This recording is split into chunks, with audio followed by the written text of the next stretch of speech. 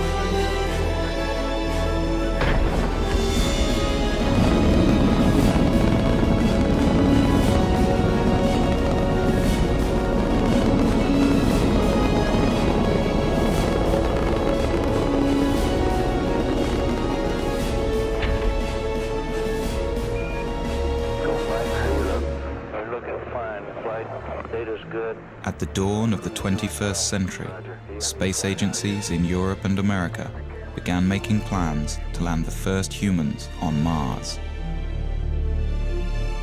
But manned missions to the Red Planet have been proposed before.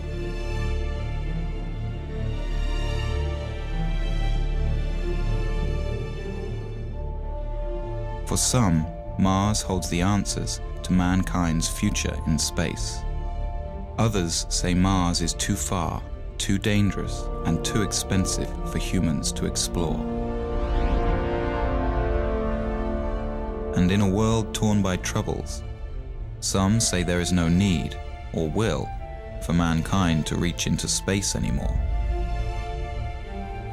More than 30 years after the last Apollo astronaut walked on the moon, the American manned space program seems to have lost its way, unable to reach beyond even low Earth orbit.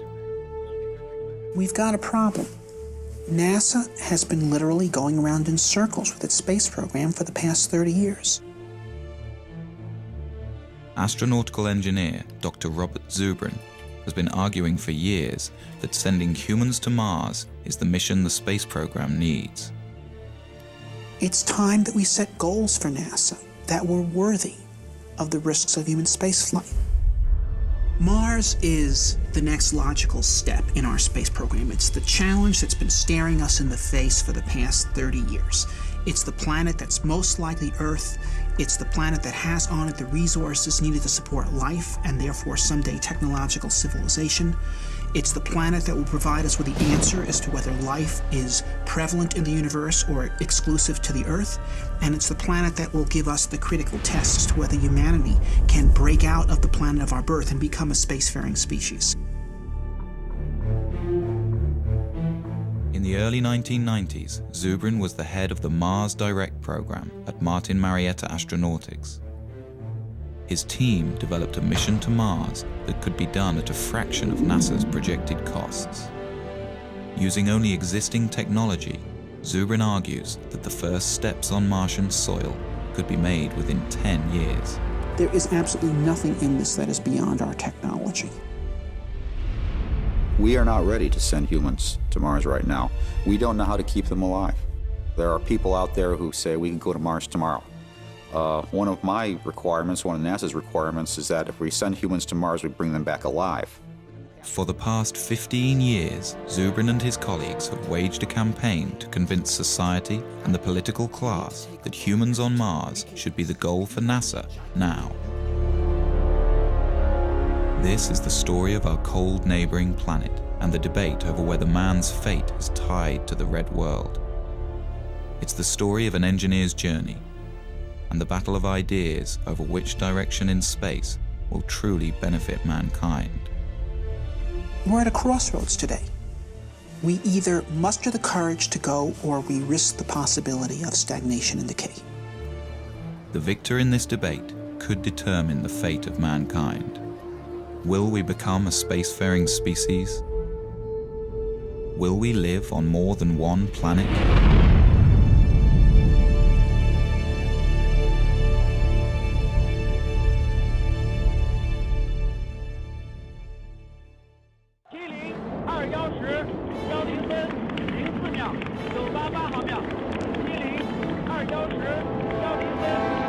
In the winter of 2003, the Chinese put their first taikonaut in space.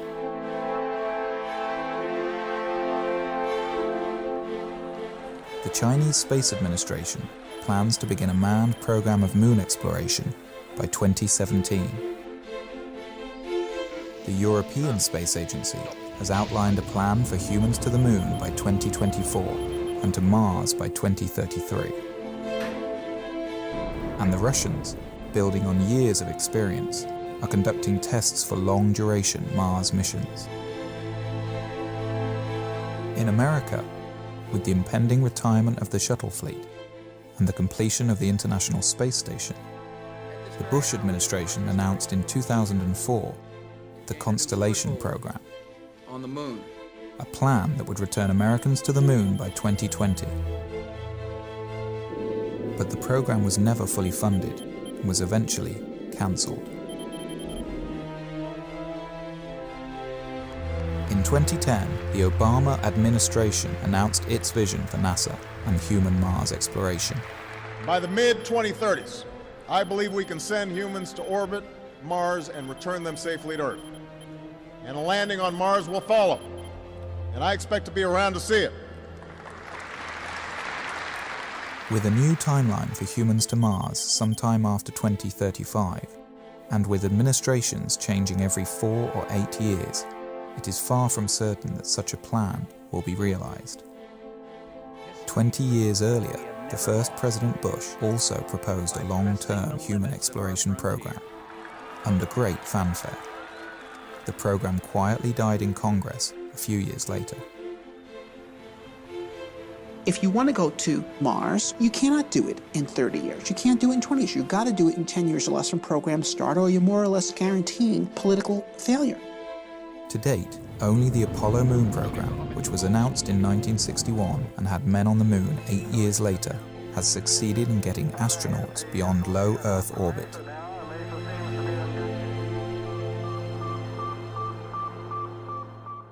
I was 5 when Sputnik flew. And while to the adults, Sputnik was a terrifying event, to me, as a child who was already reading science fiction, it was exhilarating, because it meant that this possibility of a spacefaring future was going to be real. And I was 9 when Kennedy gave his speech committing us to the moon. To go to the moon in this decade and do the other things, not because they are easy, but because they are hard. I grew up during the 60s when it was Mercury, it was Gemini, it was Apollo. Every month, NASA was doing something more impressive than in the month before. We were going to be on the moon by 1970, Mars by 1980, Saturn by 1990, Alpha Centauri by the year 2000. We were moving out, and I wanted to be part of that. And so I got myself a scientific education. But then in the early 70s, it's all collapsed. We achieved the first part of that program, moon by 1970, but the Nixon administration shut down the rest, and we did not move out into space.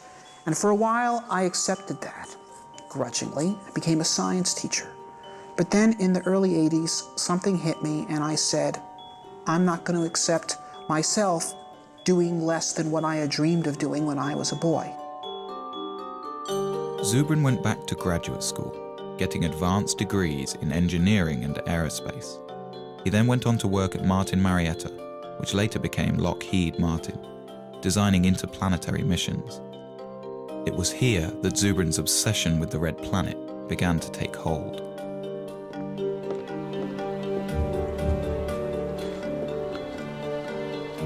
While at Martin in the 1990s, Zubrin and his colleagues developed a plan for sending humans to Mars that changed NASA's thinking on the issue. But the plan has languished on the drawing boards ever since.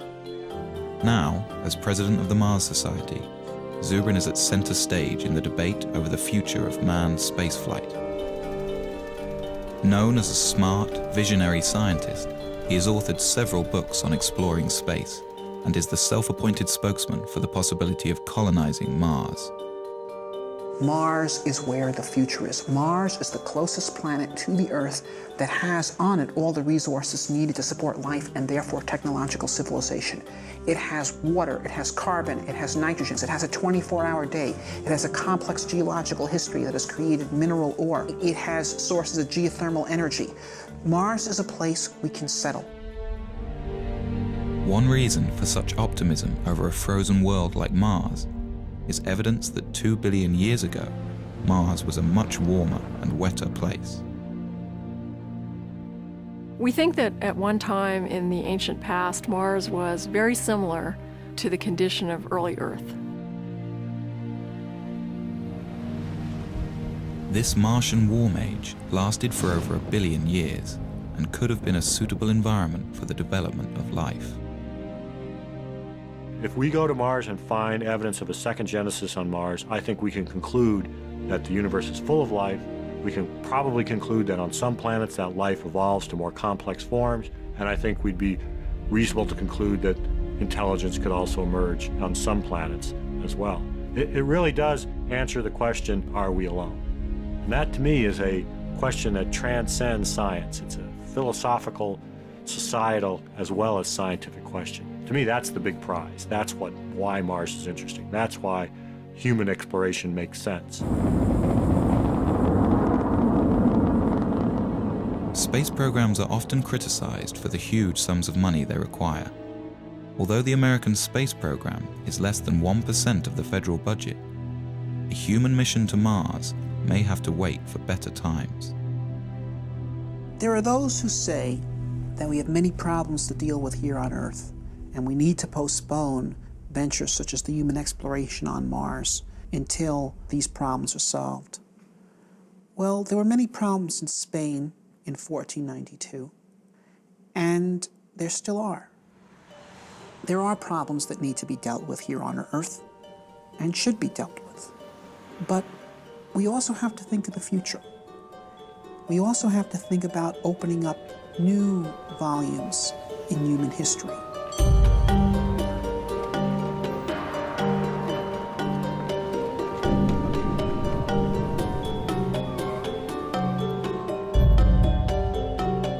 I believe that it's essential for a positive human future that humanity expand into space.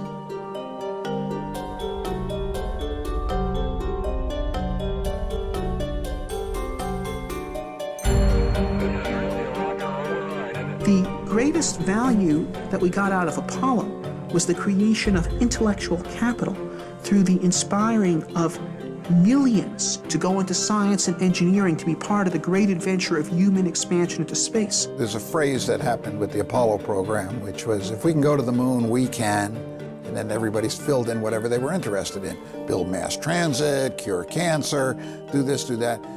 The point is, it did give us a sense that we could accomplish great things. It did bring out the best of us.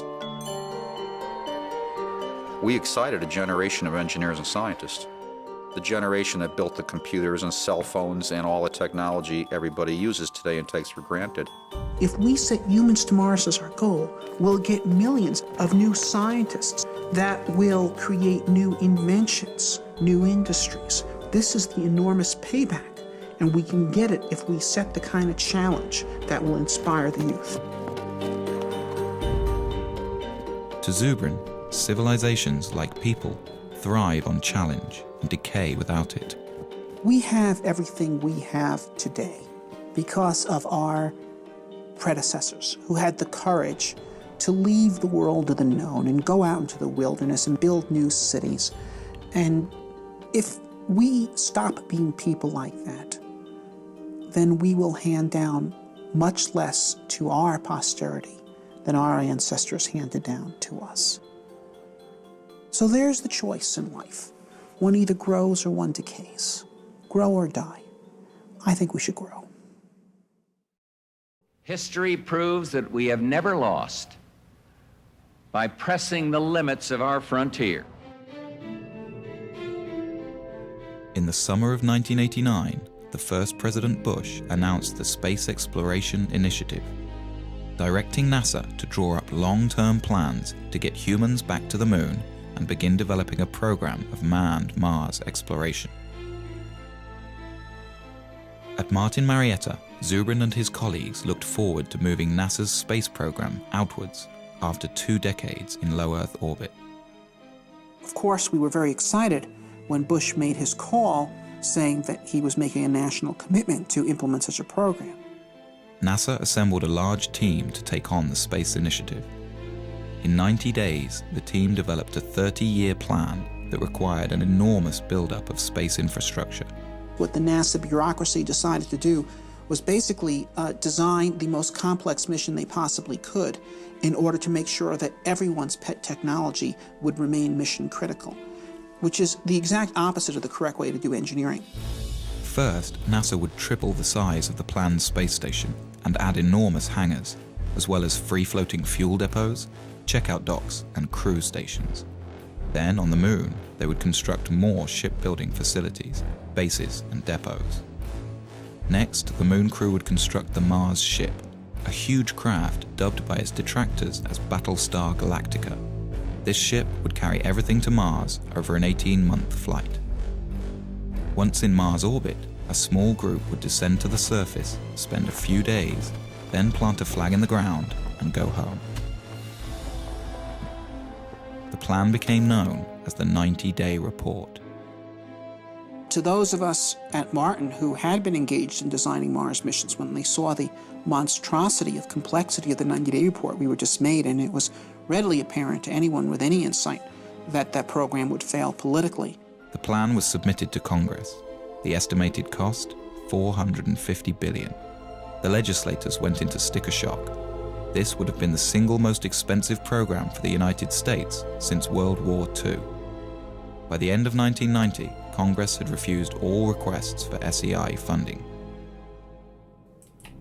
When the realization came that SEI was doomed, Zubrin wrote a memo to his colleagues at Martin Marietta, outlining his problems with the NASA plan and arguing for a more direct approach.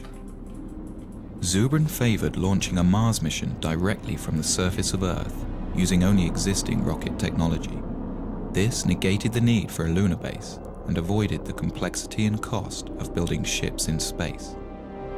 He also objected to NASA's plan for a short surface stay on Mars, a mission that would amount to little more than a flag and footprints exercise. To Zubrin, we were going to Mars to explore and develop a new world. To maximize surface time, Zubrin proposed using a faster flight path, known as a conjunction-class mission. This would mean a crew could arrive on Mars after only a 6-month journey. They would then remain on the Martian surface for a year and a half. This would give the team time to explore a wide area and conduct detailed research about the planet. Then, as the Earth return window opens, the crew would launch from Mars for the 6-month trip home. Zubrin was convinced that a simplified, more robust and cost-effective mission could be designed using these principles. Along with several like-minded colleagues, Zubrin decided to ask management at Martin to allow them to design alternative Mars missions. The management approved that, and we formed a team. It was known as the Scenario Development Team, of just 12 people from the whole very large Martin company. One team member, whose thinking was closely aligned with Zubrin's, was David Baker. I went off to my office and said, all right, how would I do a Mars mission if I had to pay for it and I had to go on the ride? And I said, well, it's going to be simple. There's going to be no on-orbit assembly. I really tried to take everything out of the mission that didn't absolutely need to be there. While the rest of the team focused on longer-term, more traditional mission plans that required on-orbit assembly, Zubrin and Baker decided to collaborate on a mission that could be done near-term. We decided to do Mars the way Lewis and Clark did America. Okay? Use local resources, travel light, live off the land. Zubrin and Baker were convinced that a Mars mission could be launched directly from the ground. The other team members felt this was impossible, that the weight of the rocket fuel required for a round trip to Mars was so enormous it would render the launch ship impossibly heavy. To solve this problem, Zubrin was exploring a radical idea that had been kicked around the aerospace industry since the 1970s. The idea was to produce a methane-oxygen rocket fuel directly from the Martian atmosphere. It was a relatively simple and robust chemical engineering procedure that was done commonly in the 1800s, the era of the gaslight. If the idea worked, astronauts could land a relatively light ship with empty tanks. They wouldn't have to ship all the fuel with them for their return trip. This would radically lower their size and weight. The only problem was methane-oxygen fuel requires a hydrogen component. Hydrogen exists on Mars in the form of H2O, but water may be difficult or impossible to extract from the Martian environment. Really, the hydrogen was only 5% of the total weight of the methane-oxygen propellant being manufactured. So if you just say, okay, we won't be pure, we won't get all of the propellant from Mars, we'll just get 95% of the propellant from Mars. The other 5%, the hydrogen, we'll just bring from Earth. Another fundamental resource that could be extracted from the Martian environment is oxygen. A second processing unit could separate oxygen molecules from the thin carbon dioxide atmosphere, providing breathable air for a Mars crew. If used intelligently, the same resources that make Mars interesting are precisely what could make it attainable. Baker and Zubrin had greatly reduced their mission mass, but they still found their ship was too heavy and would require 2 launches and assembly in space. Then Zubrin hit on an idea. Well, one of the key events of the Mars Direct development was one morning Bob burst in my office and said, "I've got it." The idea that I finally hit on in 1989 was that we would split the mission up into 2 parts, and we'd send the return vehicle out first with its own return propellant plant. So the propellant would be made on Mars before the first astronauts ever left Earth. With 2 separate direct-to-Mars launches, a human crew would have a fully fueled ship waiting for them on the surface of Mars before they ever left Earth. So Zubrin and Baker had come up with a plan that seemed to accomplish all of their goals. It was relatively inexpensive, development time was short, they could use existing technology, and it allowed for a long stay on the Martian surface. They dubbed their idea Mars Direct. SSC disconnect enable on. 35. Let guys go. Hydraulics go. Aboard an Ares rocket is the Earth Return Vehicle, or ERV. No one is aboard this ship. It will pave the way for the astronauts who, years later, will use the ERV to return to Earth. 1. And liftoff.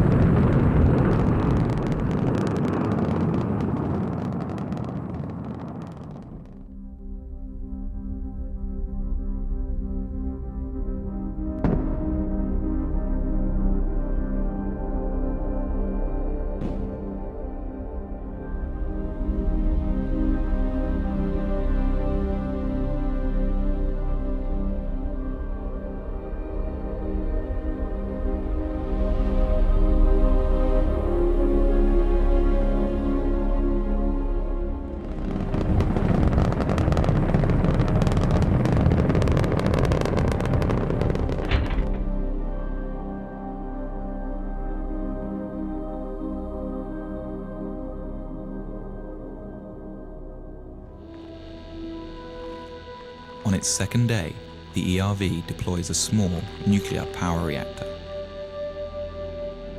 The reactor powers a chemical plant inside the ERV.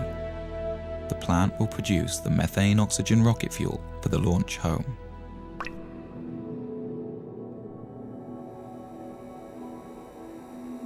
Nearby, a second robotic rover is guided to a pre-picked landing site for the human crew. It places a radar transponder to help guide the astronauts in. The long journey to land a human being on Mars begins. 3, 2, 1, engine start.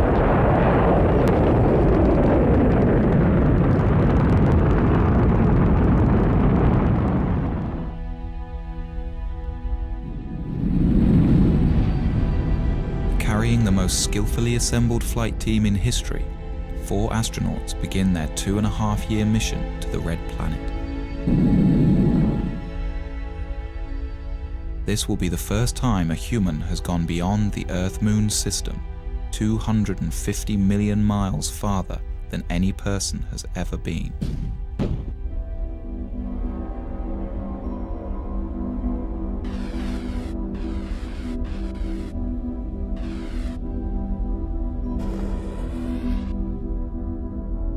To counter the health problems of zero gravity and to fully acclimate the astronauts to Mars, the ship will deploy a weighted tether attached to the last stage of the spent rocket booster.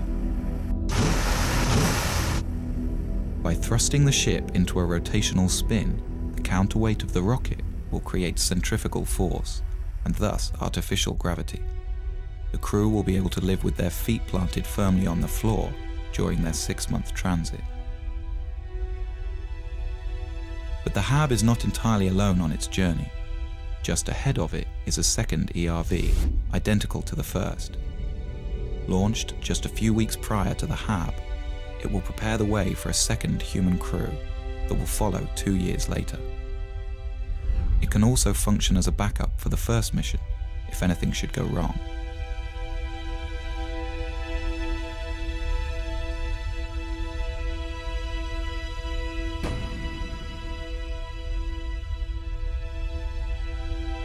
On the 6th month of the flight, the crew will gaze upon an alien world. This is the new frontier. Oh, spectacular. Just spectacular. After days in orbit and satisfied with the landing conditions, the crew will receive final word from Mission Control on Earth. All systems are go for entry, descent, and landing. 3, 2, 1.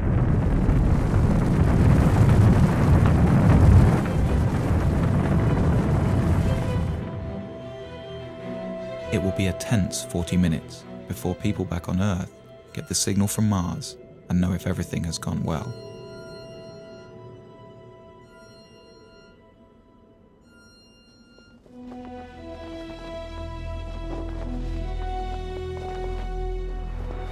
Okay, 75 feet. Car's looking good, down a half. 6 forward. 60 seconds. Lights on. Forward. Forward. 40 feet down, 2.5. Big shadow. 4 forward, drift into the right a little. 30 seconds forward. Contact light. Okay, engine stop. We're seeing it on the LTP. We're on Mars, everybody.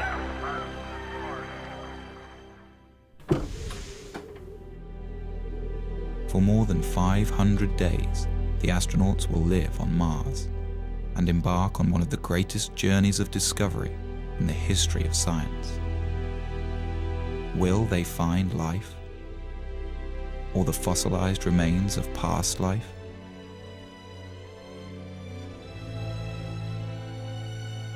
Such a discovery could tell us whether our solar system has seen more than one genesis, and answer the ultimate question: are we alone?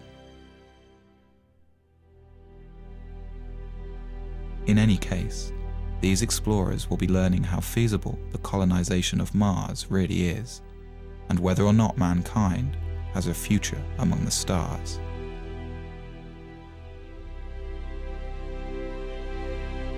Then, when the time comes and the window for Earth return opens, the crew will climb into their Earth return vehicle and head home.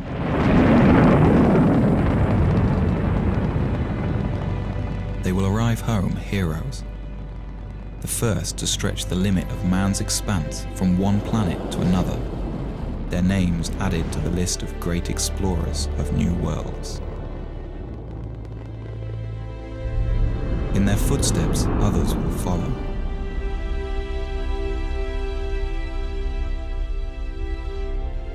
What began as a trickle is free to rise into a deluge of humankind, sweeping over a once barren land and transforming it into a viable new world.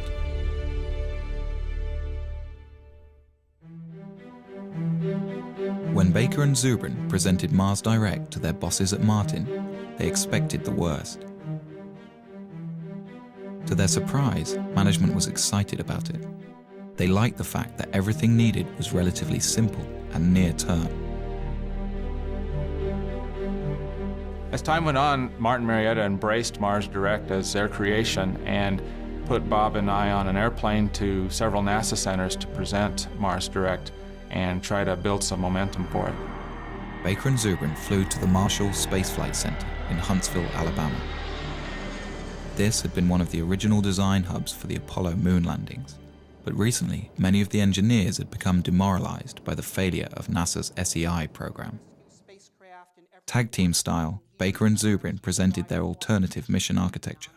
The response was thrilling. The old-school Apollo crowd embraced it. This was a plan that actually made sense and was within reach. Baker and I gave a number of briefings. The first was at the Marshall Space Flight Center. Next was at Johnson. These people were incredibly excited. Over the next few weeks, Zubrin and Baker were flown around the country, pitching to all branches of NASA. And everywhere they went, the response was electric. The plan was standing up to scrutiny, and groups all over NASA were converting to Mars Direct. Their tour culminated in a public presentation to the National Space Society. The crowd gave the two aerospace engineers a standing ovation.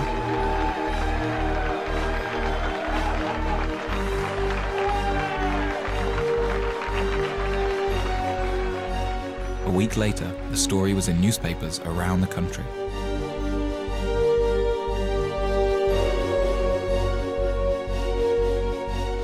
But a counterattack was beginning to form within NASA.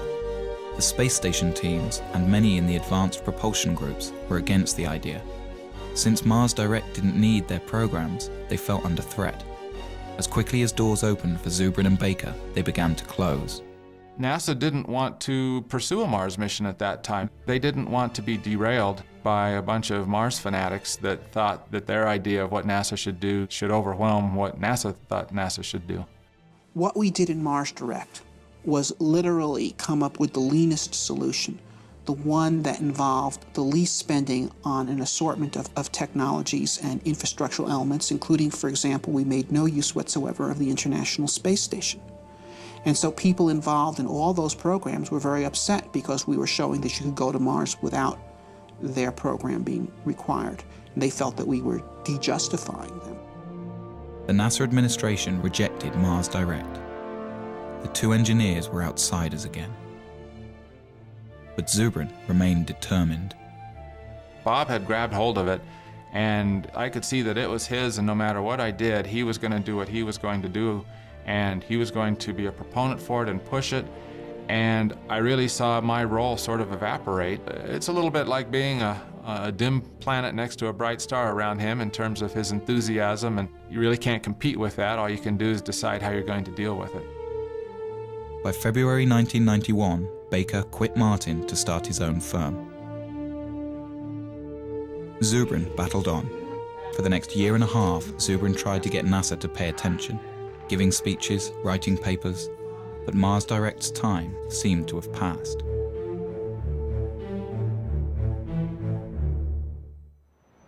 But then in 1992, a new administration came into power at NASA, and Zubrin saw a second chance. I was invited to brief Mike Griffin, who was the Associate Administrator for Space Exploration in charge of the whole Space Exploration Initiative. He immediately became a very strong supporter of Mars Direct. But before the engineers at NASA would take another look at Mars Direct, they wanted Zubrin to prove that producing rocket fuel on Mars could work. They gave Martin Marietta a small budget to do an experiment. Zubrin and his team built a machine called the in situ propellant plant. It could take carbon dioxide, the dominant gas in the Martian atmosphere, combine it with a little hydrogen, and produce a methane-oxygen fuel. We did it in 3 months with a very small team. We built a plant that was 94% efficient, and no one who actually participated in that effort was actually a real chemical engineer. They were all aerospace engineers, like me, who were simply dabbling in chemistry in order to prove to NASA that 19th century chemical engineering really worked.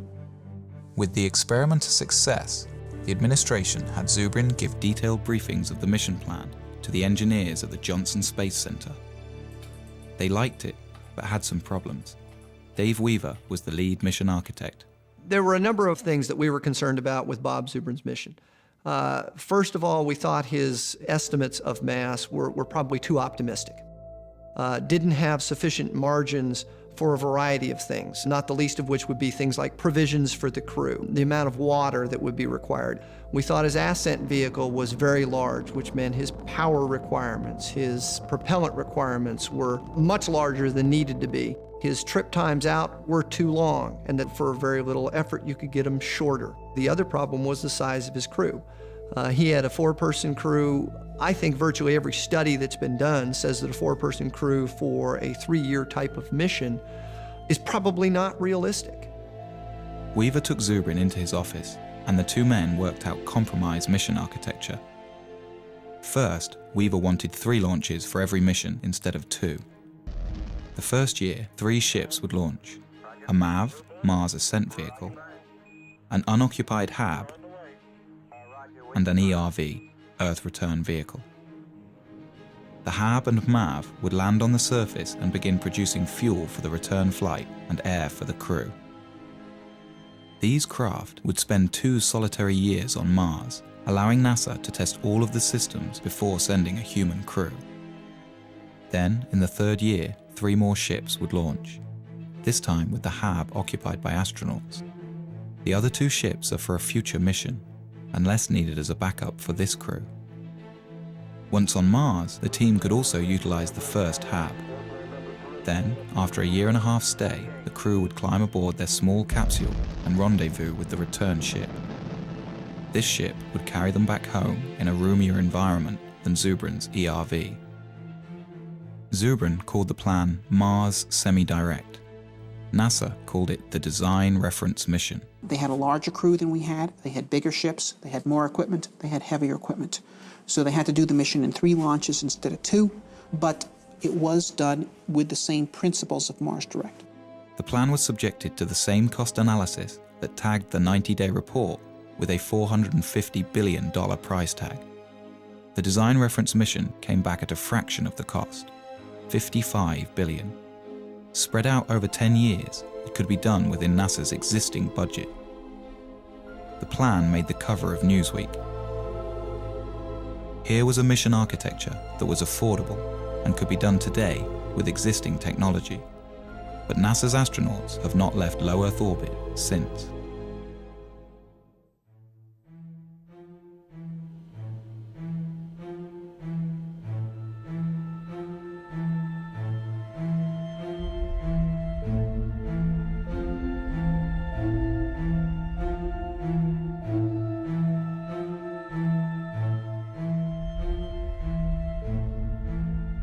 With the completion of the International Space Station and the retiring of the Space Shuttle program, a debate rages over the future of space exploration. Should NASA continue to focus on low Earth orbit, developing technologies for the future? Or should NASA have a goal, like it did in the 1960s with Apollo? The way we got to the moon was by a presidential imperative that demanded that NASA get to the moon within a decade. So NASA was forced to sit down, design a plan for how to do that, and then fly the mission. Since that time, without the presence of a driving imperative, we engage in basically a random set of constituency-driven programs which are justified ad hoc afterwards by the argument that they could prove useful at some time in the future when you actually have a plan to go somewhere. I think NASA has focused on a steady process where the government can't just pull the plug on their funding. I think the Apollo cancellation was very traumatic for NASA, and it really transformed NASA from what it was in the 60s to more of what it is now. If you have a singular program like going to Mars, then it is very vulnerable to having its funding pulled. NASA must be destination-driven. It is the only thing that allows the agency to be productive. NASA was 100 times more productive when it was destination-driven than in the period that it has not been. And we have stagnated in NASA since 1973. 30 years, more than a generation, has been wasted.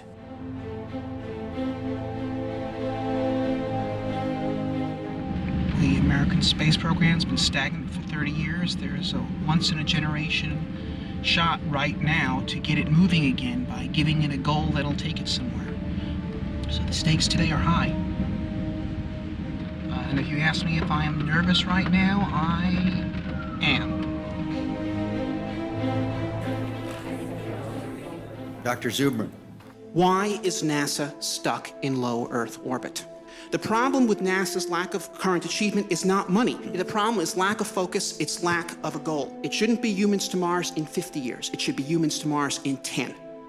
We can do this. We do not need gigantic nuclear electric spaceships to send people to Mars. That is pork, it's nonsense. The primary question I get from the American people is, why aren't we doing this? There's a big sense of disappointment, almost verging on a sense of betrayal. The purpose of spaceships is to actually travel across space and go to new worlds, not to hang out in space and observe the health effects from doing so.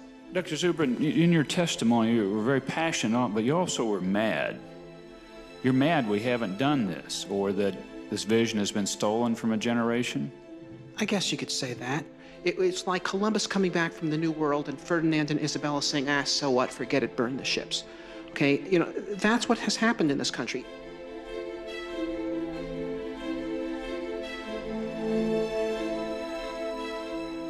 We've won our point that there needs to be a destination. The point we need to win on now is that the destination needs to be Mars, and it needs to be soon.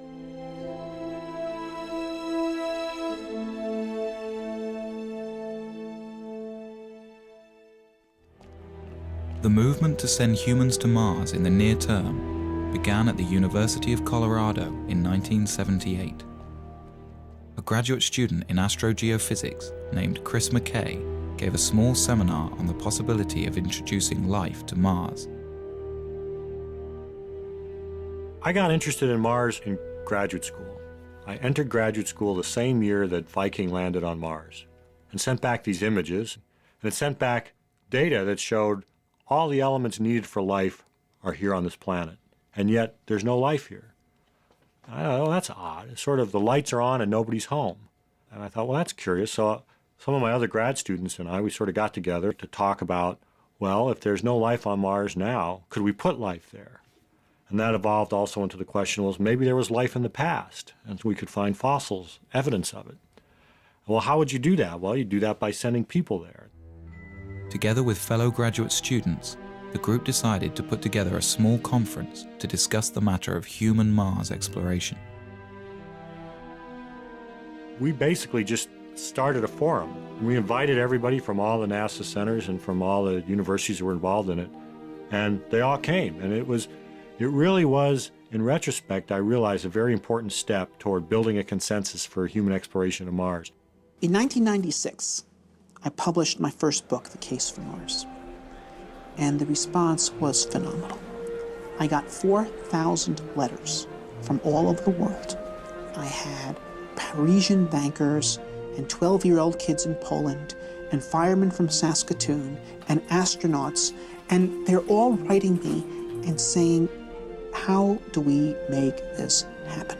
Bob Zubrin came to the third Mars conference and got very much involved. And he was willing and interested in forming a society, forming a group and organizing. He said, look, if we could pull these people together, if we can get them to work together, we could have a force that could actually make humans to Mars happen. The group formed the Mars Society. Robert Zubrin became the president. They held their first convention in 1998. The convention was just magic. We had no idea how many people were coming. They were there not just from the United States and Canada and Europe. They were there from Israel. They were there from Mozambique. They were there from New Zealand. It was astonishing. Since its inception, the Mars Society has attracted members worldwide. Derek Shannon is the head of the Southern California chapter. He's met with political leaders from all over the country. If you make them look at the whole Mars vision in historical terms, it becomes a much easier sell. How will the Martians remember our century? They're probably not going to remember our deficit, our wars, our healthcare. Those will be footnotes. What they'll remember is that out of all of human history, there came a generation that decided to take this amazing step out into space. And if you tell politicians that they're the ones whose names actually get to be remembered, that's when, hopefully, the space program starts going somewhere. In order to further the knowledge necessary for a manned mission to the Red Planet, the Mars Society has been building research stations around the globe, all of them based on the design of Zubrin's HAB module. Most recently, the Society set up a desert research station in Utah. Here, international researchers and aerospace students come to do experiments under the harsh desert conditions and learn what's necessary to keep a Mars crew alive and productive. Basically, what we're doing here is undergoing analog studies. Crews of up to 6 people at a time come together to live in a full simulation environment for up to 14 days. So what that means is every time we go outside the HAB, people have to don spacesuits. They have to depressurize. When we go outside, they're called extravehicular activities. They can only be of a certain duration due to the air supply. We have to recycle all our water and basically have our own food as well.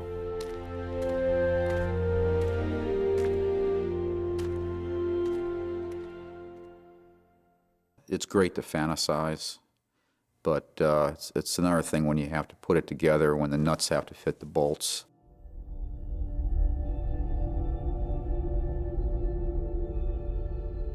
Like the Apollo missions to the Moon, sending human beings to Mars will mean putting people in harm's way. There are many dangers in outer space, and many things could go wrong. A serious equipment breakdown could doom the crew to their deaths. Some argue that the risk of failure is simply too high.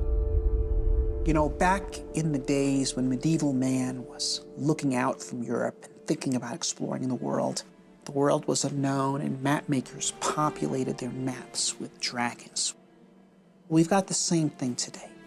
There are people who are afraid to go out into space, and they've populated their maps of the solar system with dragons. You know, we've got cosmic radiation, we've got zero gravity, we've got back contamination. But these are dragons that we can take on.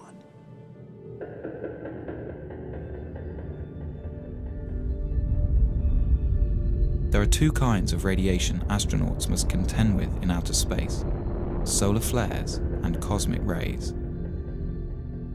Solar flares are floods of protons that burst from the sun at irregular intervals and would be dangerous to an unshielded human crew. We are not ready to send humans to Mars right now. We've got to know a lot more about radiation and radiation mitigation. One of the Apollo flights barely missed, like by a week, a major solar event. If it had gone off when the Apollo astronauts were on the way back and forth to the moon, they would have gotten their entire lifetime radiation dose in that one mission. And that's just one solar flare. So that's why we worry about this. In the Mars Direct plan, Zubrin envisions a central insulated core where a crew can retreat to while the radiation passes by. The core would be surrounded by all the provisions of the mission. This should stop any harmful dose of radiation from reaching the astronauts. Basically, you use your pantry as your storm shelter. So a solar flare happens, the alarm bell rings, the crew goes into the storm shelter, they stay in there cramped up pretty tight for a few hours until the all clear rings and they come out. This is going to happen once, it might happen twice in the course of the mission. The second type of radiation is cosmic rays. This constant rain of charged particles comes from interstellar space and cannot be avoided without many meters of shielding. We can experience some of this type of radiation on Earth at high altitudes. Airline pilots who spend their careers flying high in the atmosphere can receive almost as much of this radiation throughout their life as a Mars astronaut would on a 2.5-year mission. It's a long trip. It's a 6-month trip there, a 6-month trip back. It's probably a year on the surface. That's a lot of radiation. The best estimates are that the magnitude of that dose is not that great, perhaps 60 rem of radiation scattered over 2.5 years. Now, 60 rem of radiation delivered over a long period of time like that would not create any noticeable effects at all. It would, though it is believed, increase your statistical risk of getting cancer at some point later in your life by about 1%. Right now, if you're an average American and you do not smoke, you have a 20% chance you're going to die of cancer. This would make it 21. If you're an average American smoker, it's 40. So in fact, if you recruited the Mars crew out of smokers and sent them to Mars without their tobacco, you would be reducing their chance of getting cancer.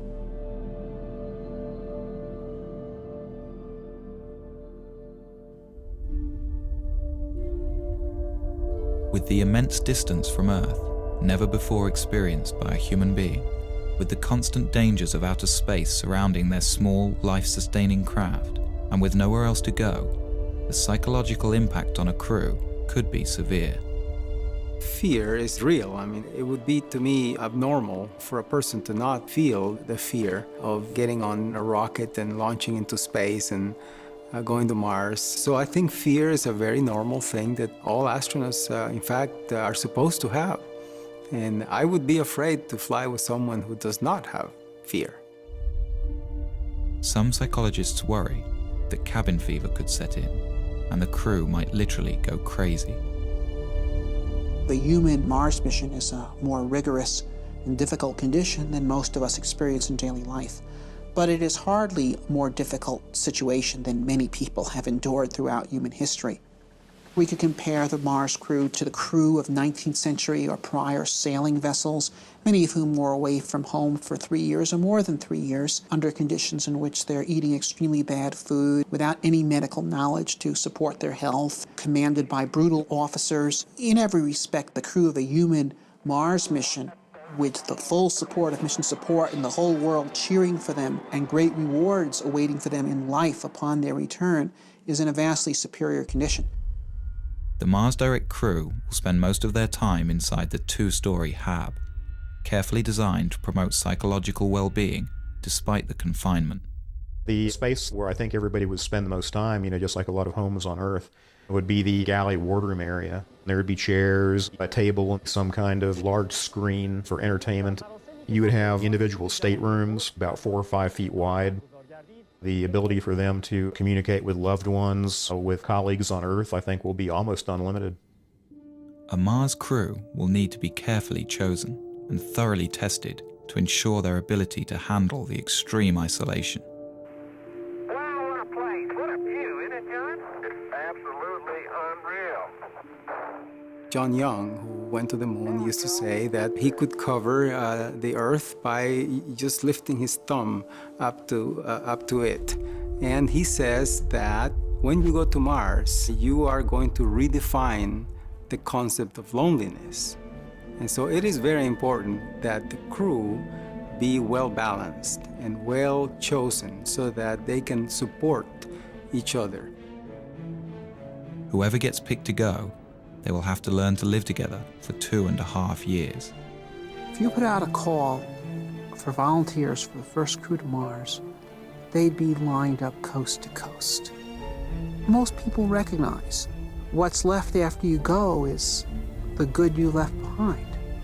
And to take part in an adventure of this character, of such a historic character, of extending the reach of the human species, this is something of immortal significance.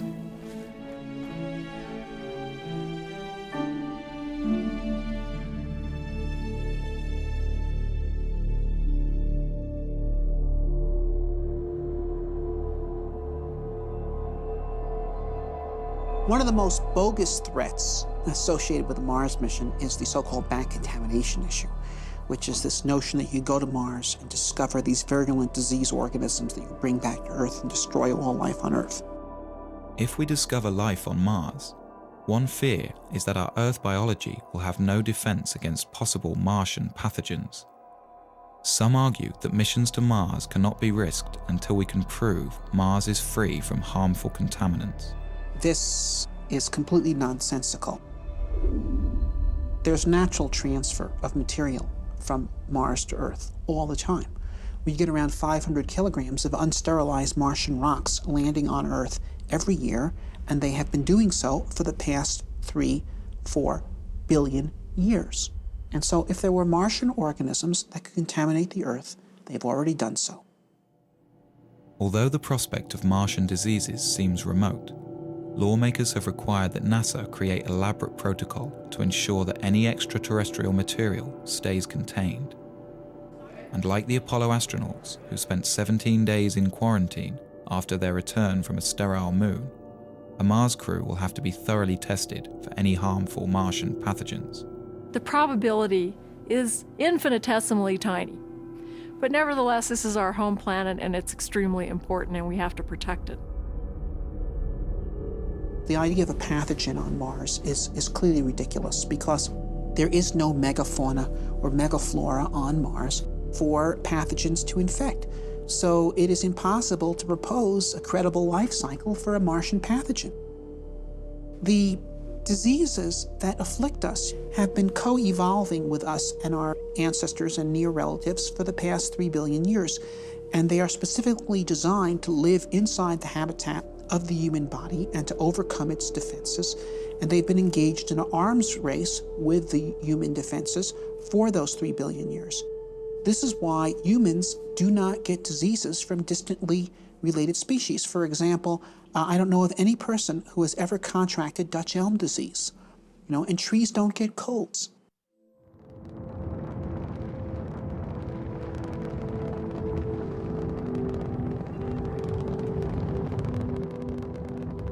When the first Mars lander touches down, the crew will be staring out at a new world, a place that in 4 billion years, no eyes have ever seen.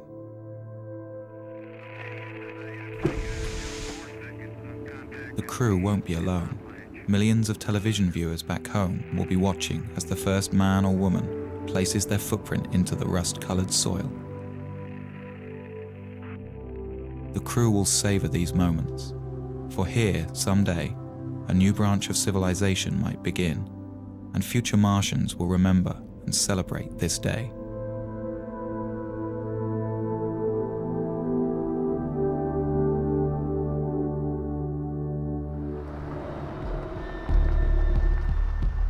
There is much for the crew to do and explore. One of their main mission objectives will be to search for signs of microscopic life. To do this, they will follow the ancient water flows. For on Earth, where there is water, there is life.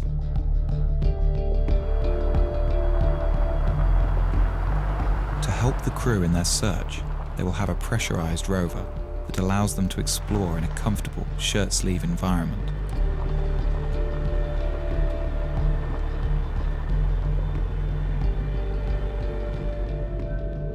This means the crew can examine a vast area around the landing site during their 18-month stay. And there is much to explore. Mars has 58 different kinds of topography and a surface area equivalent to all the continents of Earth combined.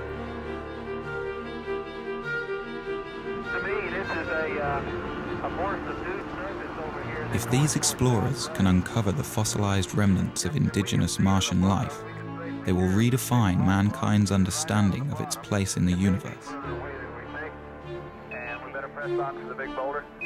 For if life arose separately on a planet so close to our own, it strongly suggests that the universe is a biologically rich place and full of life.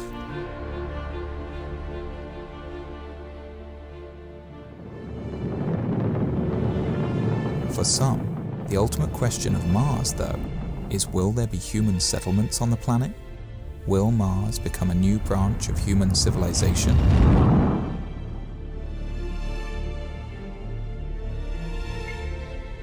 As each subsequent Mars mission explores a wider and wider area of the planet over several years, an ideal site for a base will be found, probably one with a thermal vent that can supply water and power. At that point, several HABs will be landed in this one spot, with crews that plan to stay for 4, 8, or even 12 years. The HABs will be interconnected, and a permanent human presence on Mars will be established. This scientific community will have to learn to become self-sufficient, to be able to survive on Mars without supplies constantly being sent from Earth. But unlike any other planet in the solar system besides Earth, Mars has all of the fundamentals needed to make this possible. Its 24-hour and 37-minute day is critical for growing plants. It has all of the elements necessary for creating building materials like plastics, metals, and glass. And it has oceans of water frozen into the soil. If we can develop this craft of living on Mars, then Mars becomes inhabitable.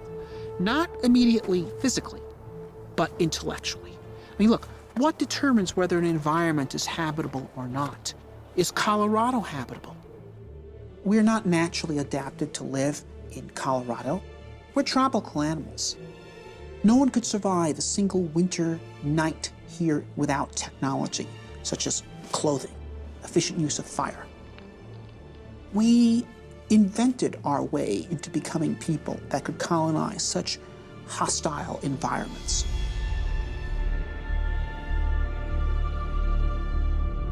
Eventually, with a lot of ingenuity and invention, the scientists will learn to live off the land. They will grow crops in the iron-rich but potassium-poor soil. And they will produce oxygen and energy from the water and atmosphere.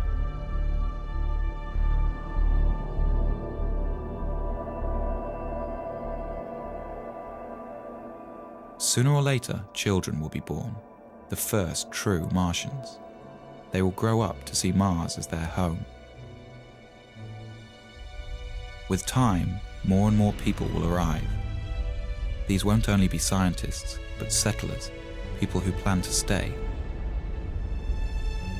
They may come for all kinds of reasons, but to them, Mars will be a chance to start over, to build a new life for themselves.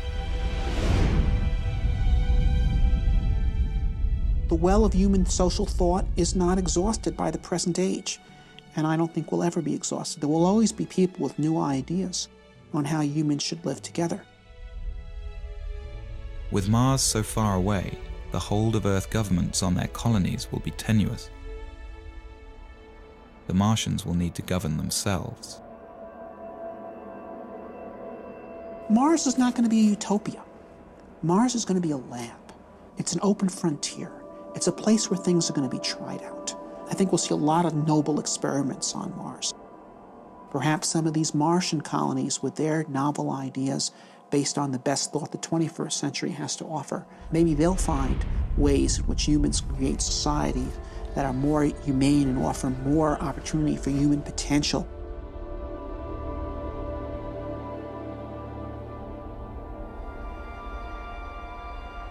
The ultimate dream of the Martians will be to terraform their planet, to make Mars as hospitable as Earth. This may not be as big a fantasy as it seems. Here we are on Earth, a world that's very sophisticated and developed and complete.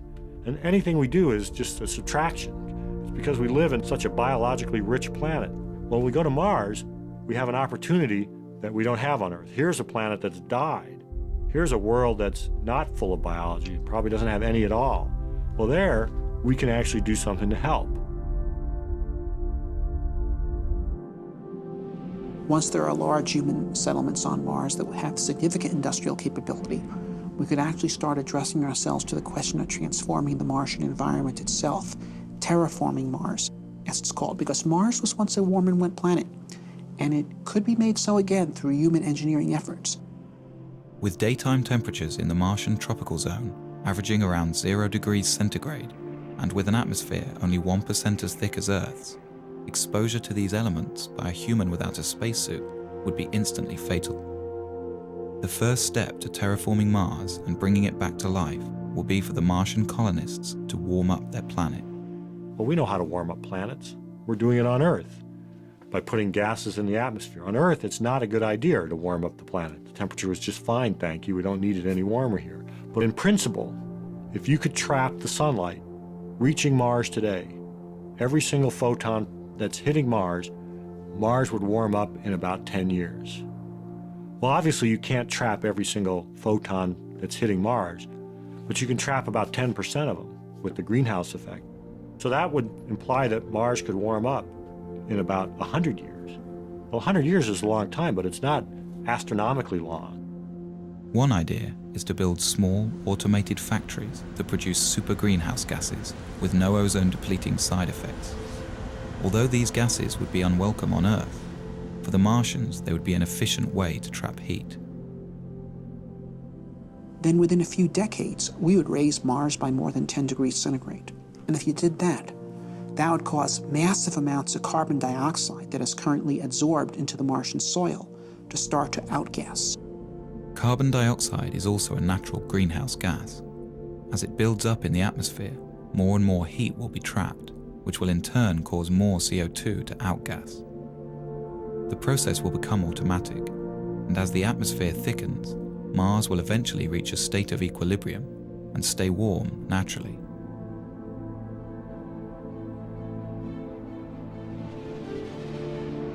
The rise in air pressure would mean that the human colonists could discard their pressure suits and walk around the surface of Mars carrying only a supply of oxygen.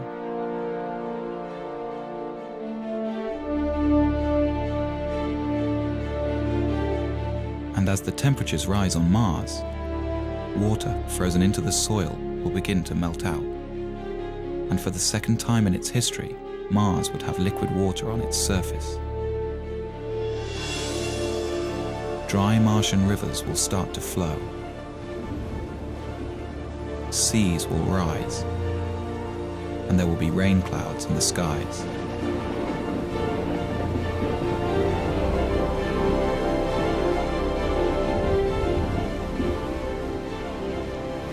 The return of Mars to its warm and wet stage will make it a fertile environment for life. Any indigenous Martian organisms lying dormant will begin to grow, and Mars will be full of Martians.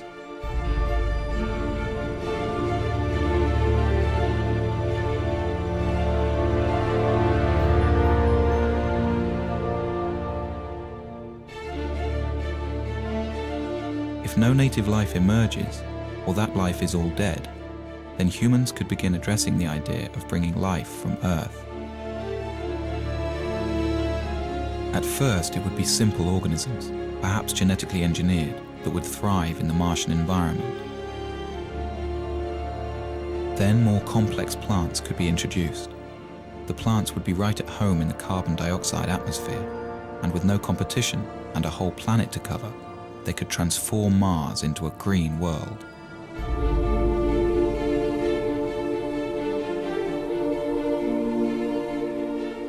Warming Mars so that it sustains life is rapid, but then the slow process of making the atmosphere breathable for humans and animals starts, and that's done by plants.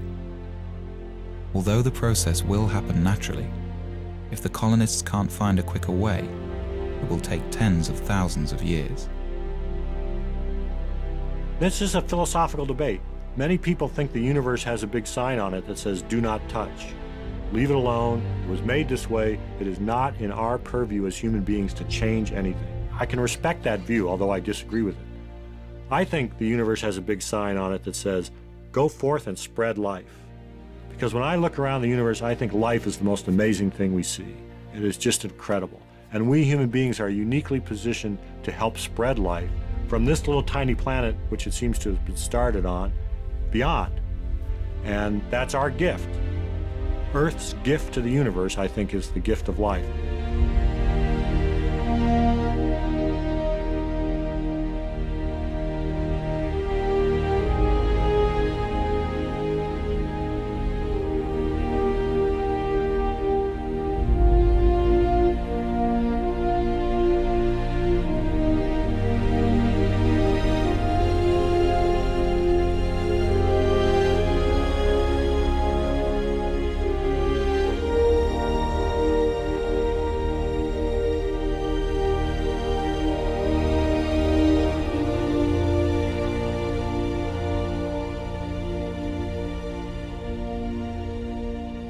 This scheme for terraforming Mars is based on 20th century notions of engineering.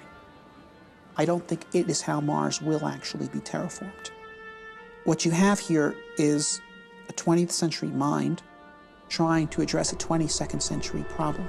And so I think Mars will be terraformed by the 23rd century, not by the 33rd, by the 23rd. Things that would seem utterly fantastical to us is how it will actually be done, but it'll be done. We're at a crossroads today. We either muster the courage to go or we risk the possibility of stagnation and decay. The exploration of the solar system and expanding of life through the rest of our solar system and someday beyond is the kind of thing that will keep our civilization going. We're explorers by nature. Eventually we will go to the stars. And the question is, when will we start? I think a man-Mars mission could happen within 15 years. Some days I'm very optimistic. I think we can do it in 10, maybe 15 years. Other days I see all the political things that go into the space program. I look back on the 30 years we've been bogged down, and I get more negative about it, and I say it's going to be another 3 decades or 4 decades. I would be surprised if we got to Mars prior to 2025 or 2030. In May of 2018. Understanding the various political obstacles that exist and what we need to fight through to get the program started, I believe that we will be on Mars by 2020.